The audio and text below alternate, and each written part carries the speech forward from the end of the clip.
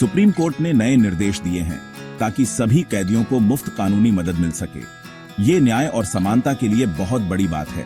चलिए इसे समझते हैं। सबसे पहले सुप्रीम कोर्ट ने लीगल सर्विस अथॉरिटीज को मजबूत बनाने पर जोर दिया है। नेशनल लीगल सर्विस अथॉरिटी यानी नैल से राज्य और जिला स्तर की अथॉरिटीज के साथ मिलकर स्टैंडर्ड ऑपरेटिंग प्रोसीजर 2022 को लागू करेगी। इसे समय समय पर अपडेट भी किया जाएगा। दूसरा, प्रिजनर लीगल एड क्लिनिक्स यानी PLACs की निगरानी बहुत जरूरी है।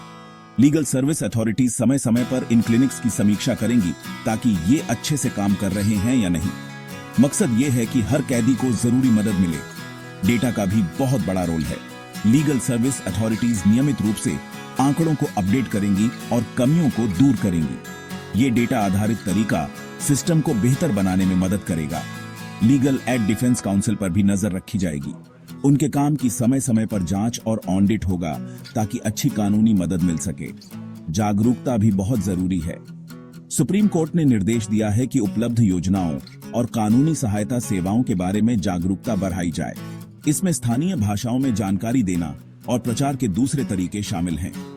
बातचीत भी जरूरी है। लीगल सर्विस अथॉरिटीज समय समय पर कैदियों, जेल विजिटिंग लॉयर्स और पैरा लीगल वॉलंटियर्स से बातचीत करेंगी। हाई कोर्ट्स अपनी वेबसाइट पर कानूनी सहायता की जानकारी भी डालेंगे। और आखिर में नियमित रिपोर्टिंग बहुत जरूरी है। जिला लीगल सर्विस अथॉरिटीज राज्य लीगल सर्विस अथॉरिटीज को रिपोर्ट देंगी और फिर वो नैल्सा को रिपोर्ट देंगी। इसे आसान बनाने के लिए इसे डिजिटल भी किया जा सकता है। अब मुफ्त कानूनी मदद इतनी जरूरी क्यों है? भारत में मुफ्त कानूनी मदद का मतलब है उन लोगों को मुफ्त कानूनी सेवाएं देना जो इसे अफोर्ड नहीं कर सकते। इसमें सलाह, कोर्ट में वकील, मध्यस्थता वगैरह शामिल हो सकता है। ये संविधान के अनुच्छेद 21 और अनुच्छेद 1 के तहत है ताकि किसी को भी आर्थिक या अन्य परेशानियों के कारण न्याय से वंचित न किया जाए। 1987 के लीगल सर्विस अथॉरिटीज एक्ट ने नालसा जैसे संस्थान बनाए ताकि समाज के कमजोर वर्गों को मुफ्त कानूनी मदद मिल सके। इस मदद के लिए महिलाएं, बच्चे, अनुसूचित जाति और जनजाति और जरूरतमंद लोग पात्र हैं। मुफ्त कानूनी मदद सिर्फ वकील की बात नहीं है।